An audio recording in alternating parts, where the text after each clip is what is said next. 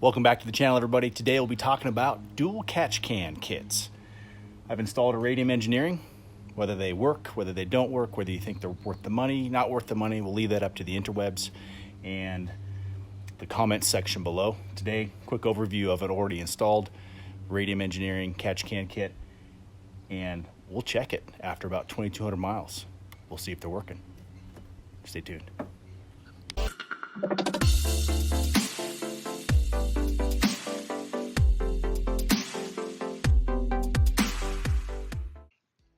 Okay, let's talk catch cans.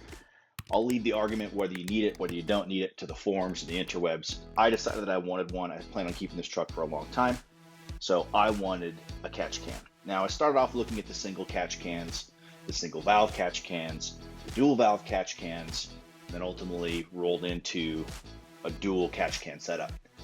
The interesting thing about the single catch cans, there are ones that are really inexpensive, but after doing some research, I realized or read that certain catch cans, even if it's a single catch can on the PCV side, doesn't have a valve. You're only cleaning the engine at idle.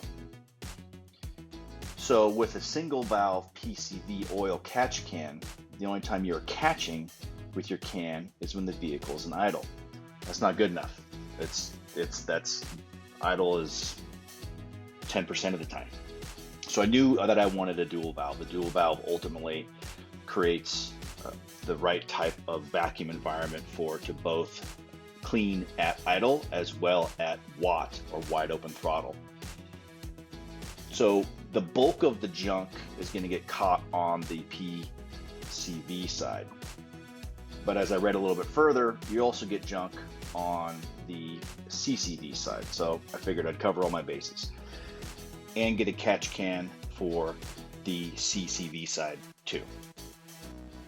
Looked at various different manufacturers, various different price points, and I ended up narrowing it down to two potential solutions. One is the Mishimoto Ford Raptor dual catch can setup. This is listed on their site for $434.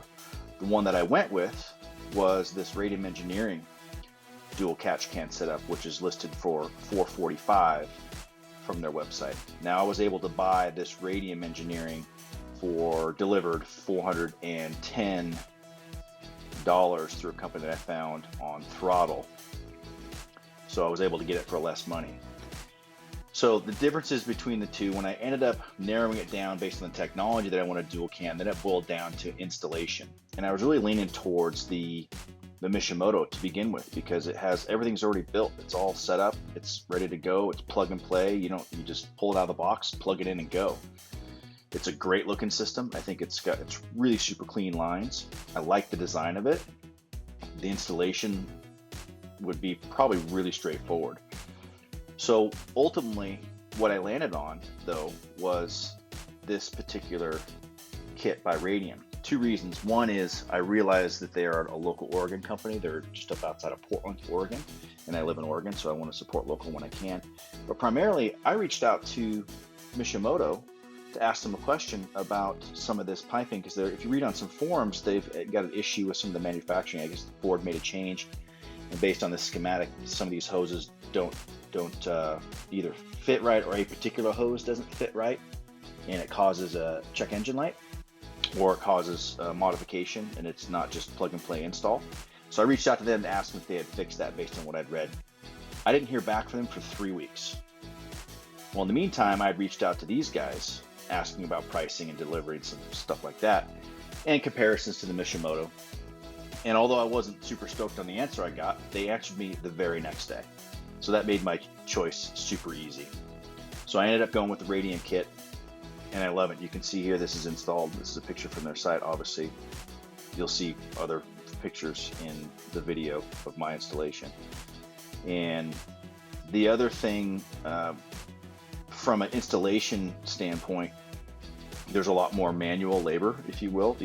All this stuff has to be cut in and clipped on and tied in. You're reusing the old connections from the factory, so you have to take that off. So the installation on the Radium is quote unquote a lot more difficult, or more, I shouldn't say a lot more. It's more difficult than the Mishimoto would be, since this is really just take these parts and take off the old stuff, put in the new stuff. So if you want an easier installation, the Mishimoto is probably the way to go. If you want, I think, probably better quality and better customer service, I think the Radium's the way to go for sure.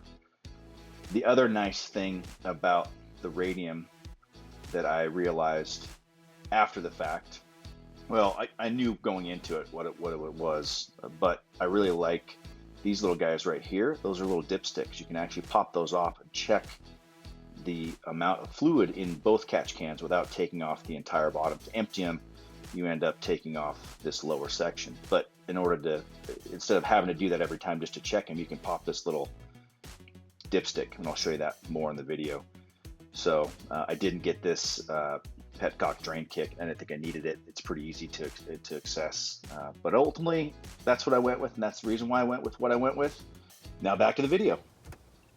Okay, first off, I wanted to give you guys kind of a close-up view of what they look like. And next we got to take off this engine cover. So let me bang that out real quick, and then I'll show you where all the piping and the tubing and all that stuff goes. So here we go.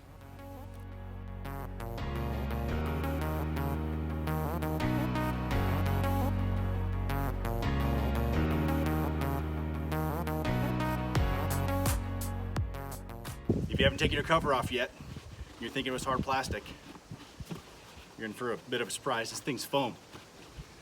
So, who knew? All right, here we go. Another picture of the dual catch can setup. This on the left is for the PVC. This on the right is for the CCV. The two tubes that run from here to here go back behind up against the firewall. They're zip tied together right back there, and they run into the PVC side. I had mentioned in my video before that these are the OEM connectors. I don't know if you guys picked up on that. But when you're installing these, you actually take off the original piping and you cut these out or heat up the pipe, that the OEM pipe, and pull them out. So from an installation standpoint, there's a little bit more manual labor, like I mentioned. Worked out great. Get yourself a good hose cutter if you're going to go with this kit to give yourself some nice clean cuts. But that's an extra step that some of the other ones don't have. So that's the PVC side. And then you can see here on the CCV side, we've got one that runs from here to there. And you keep the sensor on this one. That's one thing you got to be careful of when you're pulling off the OEM, is be mindful of that sensor. And then that one goes down in there to into the abyss, somewhere down in there. So somewhere down in there. But that's how I routed it. I think in the maybe the some of the installation instructions, or even the pictures, they run this pipe here and down and around. But I felt like this gave me a little bit more slack in the line. It allowed me to push things back a little bit farther, and this felt more comfortable. Felt like it was wasn't as stressed, and it was a little bit easier to get the engine cover back on. So now what we should do is check the dipsticks. Okay, we're seeing this for the first time together. So I did double check the mileage. It's actually 1,600 miles since I installed these. And these two little dipsticks here and here just come off with a 10 millimeter. So let's see.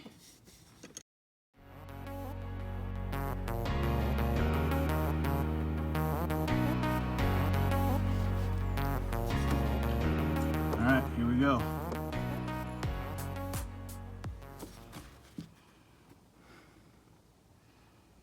That has just a little bit of oil on the end of it. So nothing measurable. 1,600 miles, nothing measurable in the PVC side.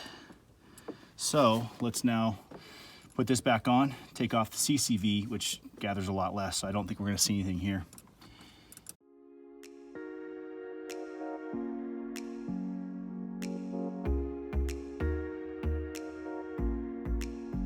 All right, let's check the CCV side. Dry as a bone. Absolutely nothing on that. To be expected based on the PVC side. So there you go, 1,600 miles. I got a little bit in the PVC side and nothing drives a bone in the CCV side. So let me take this back off. Adjust that gasket here up top. So if you were gonna finish this up, if you needed to empty them, you guys can see it, but down here looks like a little miniature oil filter. These are actually split.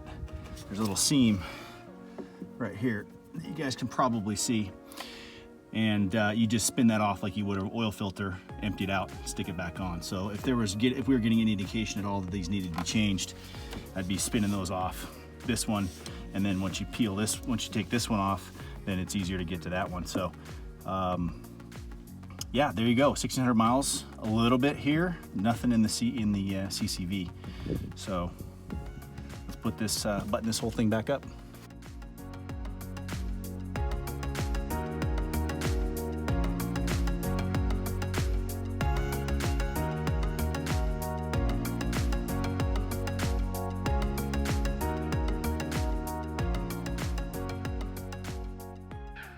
Well, there you go. Not the best video for the proving the effectiveness of dual catch cans. Crows are mad. They're mad too. I'm not mad. I'll check it again in another couple thousand miles and see. I do like the way it looks. See you next time. Take care.